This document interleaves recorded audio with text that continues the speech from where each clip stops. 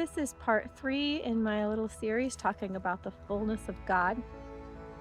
And today I want to talk about another requirement for the fullness of God. Ephesians 3:16. Paul is praying for the Ephesian church.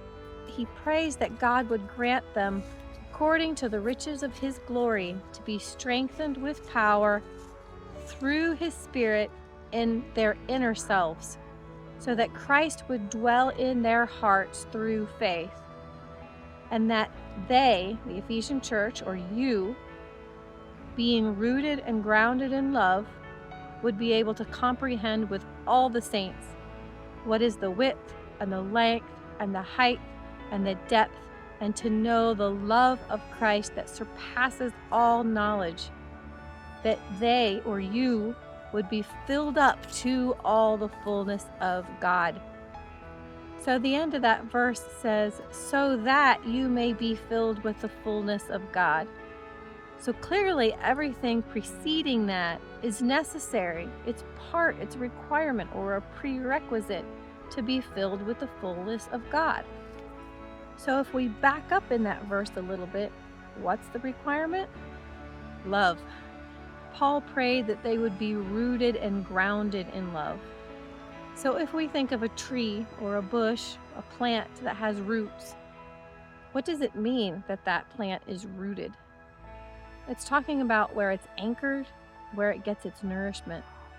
So Paul is praying that they would be anchored and get their nourishment in love. And of course, we know from 1 John 4:8 that God is love. So we can't separate this love from God. If we try to consider the love that the world talks about, it's a shallow love or sometimes a twisted love and often a selfish love, we're going to be off in the wrong direction. That's not the love that we can be grounded in. We must be rooted and grounded in the love of God, who is love, but he's a very unselfish love. He's a perfect love, and he's a holy love. Paul also prays that they would be able to comprehend the love of God which surpasses knowledge. That phrase kind of makes me laugh.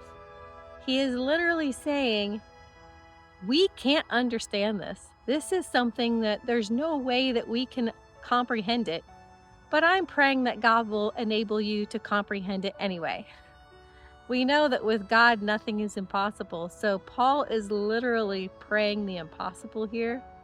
And he's praying it confidently that God is able to do this impossible thing of enabling them to comprehend the incomprehensible love of God. Isn't that just amazing?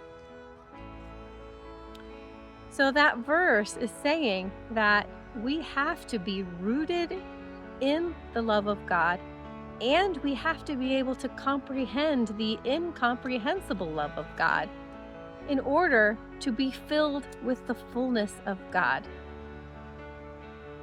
And that last bit there about being filled with the fullness, there's something really deep about that as well.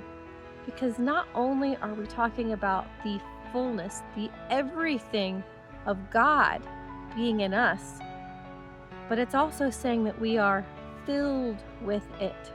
In other words, there's no room left for anything else inside of us. It's not partially filled with the fullness of God. It's not we have a little bit of God here and a little bit of God there, or we have some of God on Sunday but not during the rest of the week. Or we have God in our quiet time with him, but we don't have him when we're at work and we're not filled with him in the middle of the night. No, he's praying that when we know these things about the love of God, we will become filled with the fullness of God, with everything else that's in us that's not of God being done away with.